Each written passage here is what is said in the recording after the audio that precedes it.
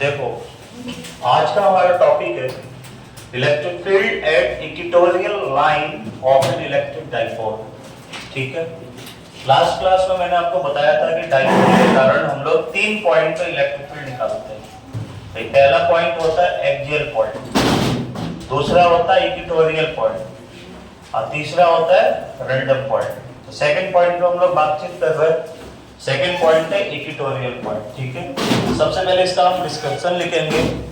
Let us consider N electric dipole AB है जिसका length हम लोग कैलकुलेशन पर्सपेक्टिव से 2a लेते हैं, of length 2a। Okay, we have to calculate electric field at point P, distance r from centre of equatorial line of an electric dipole.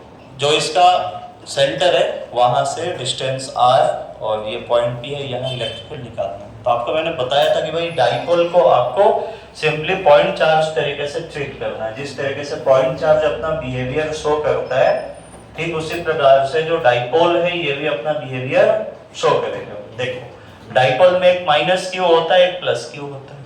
दोनों के बीच का डिस्टेंस 2a था, जिसको हमने a और a ब्रेक करके लिखा है। ये एंगल थीटा, ये एंगल थीटा, ये डिस्टेंस है। यहाँ तक क्लियर है। पॉइंट P इक्वेटोरियल पॉइंट है। इक्वेटोरियल पॉइंट एक्सियल के बिल्कुल परपेंडिकुलर होता है 90 डिग्री के एंगल पे। यहाँ पे ये पॉइंट P है, हमने P लिखा हुआ है। क्लियर है। अब देखो यहाँ कौन कौन इलेक्ट्रिक फील्ड बनाएगा। एक तो प्लस क्यू बनाएगा और माइनस क्यू बनाएगा। प्लस क्यू का फील्ड कैसा होगा? आउटवर्ड होगा। आउटवर्ड, ये फील्ड किधर है? आउटवर्ड है। और माइनस क्यू का फील्ड किधर होगा? इनवर्ड होगा। तो माइनस क्यू का field inward, towards the charge particle, outward, away from the charge particle. Clear है। E plus Q, E minus Q. Okay, अब इनका अलग अलग हमने मैग्नीट्यूड लिखा है। सबसे पहले E प्लस क्यू, के क्यू अपन डिस्टेंस का स्क्वायर। देखो ये वाला डिस्टेंस r है, ये a है, तो ये distance r square plus a square हो जाएगा। भाई ये हो गया बेस, ये परपेंडिकुलर, हाइपोटेनियस, तो r स्क्वायर a स्क्वायर लिखोगे। सिमेट्री से आप इधर में देखो तो ये a है और ये r हो जाएगा, ये r स्क्वायर a स्क्वायर हो जाएगा। मतलब चार्ज पार्टिकल और पॉइंट के बीच का distance under root of r square plus a square होगा, r square plus a square होगा। ठीक है, कोई दिक्कत नहीं है। अब देखो आगे, तो प्लस क्यू का जब हमने फील्ड लिखा कि q upon under root of r square a square, distance है टोटल इसका स्क्वायर।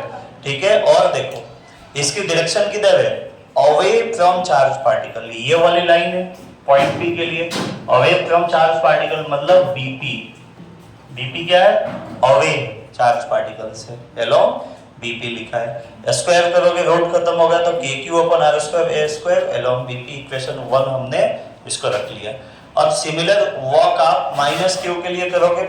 माइनस क्यू की डायरेक्शन किधर है? P है, P से A की ओर, इनवर्ड है, टुवर्ड, ये टुवर्ड्स द चार्ज पार्टिकल है।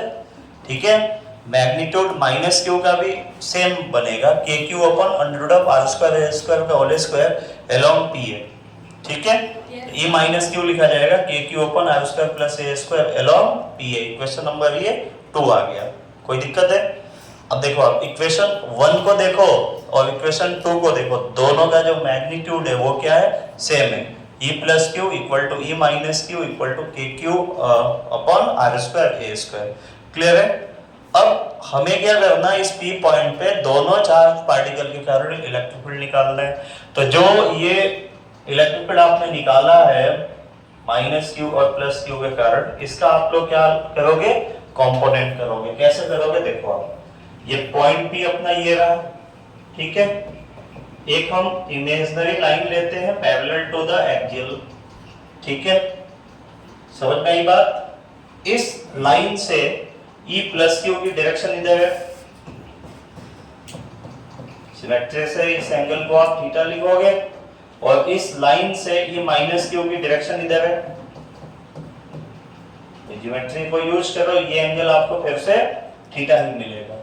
ठीक है, समझ में आई बात? पॉइंट P पे दो डायरेक्शन में इलेक्ट्रिक फील्ड आ रही है। अब आपको नेट इलेक्ट्रिक फील्ड लिखना है, तो नेट इलेक्ट्रिक फील्ड एक डायरेक्शन में आएगा। वेक्टर मैथमेटिक्स यूज करोगे, इसको रिजॉल्व करोगे और रिजॉल्व करके आप फील्ड निकालोगे कुछ इस प्रकार से। देखो E प्लस क्यू का कंपोनेंट करोगे तो एक्सियल लाइन के अलोंग जो कंपोनेंट बनेगा वो बनेगा E plus q cos theta, और परपेंडिकुलर टू एक्सियल लाइन या इक्वेटोरियल लाइन के अलोंग जो कंपोनेंट बनेगा वो बनेगा E plus Q sin theta. इसके कंपोनेंट है समझ में, along the axial line E plus Q cos theta, along the equatorial line E plus Q sin theta। इसी तरीके से आप कंपोनेंट करोगे किसका, E माइनस Q का, तो E माइनस Q का फिर से along the axial line जो कंपोनेंट आएगा वो बनेगा E minus Q cos of theta, और along equatorial line जो कंपोनेंट आएगा वो बनेगा E minus Q sin theta. ठीक इसी डायग्राम को हमने यहाँ P पॉइंट पे ऐड किया है, ठीक है। अब देखो E plus Q sine theta और E minus Q sine theta, इन दोनों का मैग्नीट्यूड सेम है भाई, प्लस क्यू और माइनस क्यू का मैग्नीट्यूड सेम है, जितना प्लस क्यू का मैग्नीट्यूड है उतना ही माइनस क्यू का मैग्नीट्यूड है, ठीक है। साइन थीटा दोनों में, तो ओवरऑल दोनों का मैग्नीट्यूड सेम हो जाएगा और डायरेक्शन इनका अपोजिट हो जाएगा, तो ये दोनों कैंसिल आउट हो जाएगा, ठीक है। तो इक्वेटोरियल लाइन के अलोंग जो कंपोनेंट थे वो तो कैंसिल हो गए, लेकिन जो एक्सियल लाइन के अलोंग कंपोनेंट है उनकी डायरेक्शन सेम है, और डायरेक्शन सेम होने के कारण ये ऐड हो जाएंगे, ठीक है। तो नेट इलेक्ट्रिक फील्ड क्या लिखोगे आप, E plus q cos theta plus E minus q cos theta. Clear है, कोई दिक्कत नहीं है। और ध्यान रखना प्लस क्यू और माइनस क्यू दोनों का मैग्नीट्यूड आपस में सेम है। अब देखो इधर इसी बात को हमने यहाँ लिखा हुआ है, तो इक्वेटोरियल वाला कंपोनेंट बचा, एक्सियल वाला तो कैंसिल हो गया, तो E इक्वेटोरियल होगा E plus q cos theta E minus q cos theta, और डायरेक्शन माइनस पी के opposite to the dipole moment, क्योंकि डाइपोल मोमेंट की डायरेक्शन माइनस क्यू से प्लस क्यू होता है, ठीक है। देखो आप फिर ये रहा माइनस क्यू, ये प्लस क्यू, डाइपोल मोमेंट इधर होगा, अपना डायरेक्शन इधर आएगा, तो हम लोग साइन यूज करेंगे माइनस माइनस पी का। क्लियर है, हाँ कुछ भी डाउट हो पूछना है। अब देखो E equatorial to E plus Q का वैल्यू लिखा k q upon r square a square, cos theta उस ट्रायंगल से आप निकालोगे तो a upon under root of r square a square minus p का, बेस सेम है तो पावर को ऐड करोगे 3/2, ठीक है। 2 को मैंने अंदर लाया ताकि q into 2a किसका वैल्यू होता है, p का वैल्यू होता है, तो kp upon r square a square 3/2। अब देखो ये फॉर्मूला आ चुका है, लेकिन ये फॉर्मूला तब वैलिड है जब डाइपोल के बीच का डिस्टेंस सेंटीमीटर में दे दे, क्लियर है, और सेंटर से जिस पॉइंट P की बात की जा रही है उसका भी वैल्यू सेंटीमीटर में ही हो, तो आप नेग्लेक्ट नहीं कर पाओगे, तब आप इस फॉर्मूले को यूज करना, ओके। अदरवाइज नॉर्मली डाइपोल के बीच का डिस्टेंस एंगस्ट्रॉम ऑर्डर का होता है, और जहां पे फील्ड कैलकुलेट करना होता है वो डिस्टेंस सेंटीमीटर ऑर्डर का होता है, तो वहां पे हम इसको नेग्लेक्ट करेंगे a को।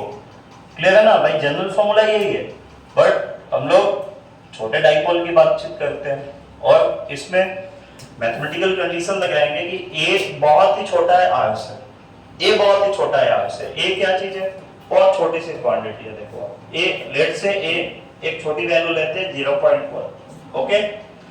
तो जो a स्क्वायर ये और छोटा होगा, अगर a इतना है तो a स्क्वायर कितना होगा, a स्क्वायर लिखोगे 0.1 का स्क्वायर मतलब a स्क्वायर हो जाएगा 0.0, तो a स्क्वायर तो और छोटा हो गया ना, a से भी छोटा होगा भाई। देख ये 0.1 था तो a स्क्वायर क्या हुआ, a से भी छोटा हो गया, तो a स्क्वायर को तो आप इजीली नेग्लेक्ट कर पाओगे। वही हमने लिखा है a square can be neglected with respect to r square, तो जहां पे a स्क्वायर है उसको आप 0 रख लो। क्लियर है, कोई दिक्कत नहीं है। r स्क्वायर पावर 3/2, ये 2 और 2 कैंसिल होगा, kp अपन r क्यूब है। क्लियर है, और एक्सियल पॉइंट पे कितना आया था 2 kp अपन r क्यूब, कितना आया था, बहुत बढ़िया, अच्छा।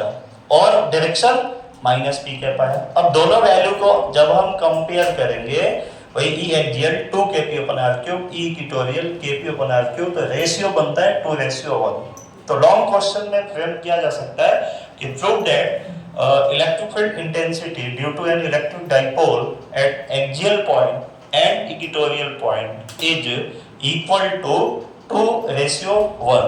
तो इस क्वेश्चंस को सॉल्व करने के लिए आपको दोनों का पहले फील्ड निकालना होगा और फील्ड निकाल के रेशियो लेना होगा। आरबीएससी ने 1 मार्क्स में इसको पूछ रखा है, एमसीक्यू में भी पूछा है, फिल इन द ब्लैंक्स में भी पूछा है और सिंपल 1 वर्ड में भी पूछ रखा है कि ये वैल्यू कितनी होती है।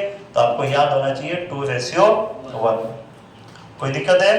सबको समझ में आ गया? ठीक है, अब इसको लिखो आप।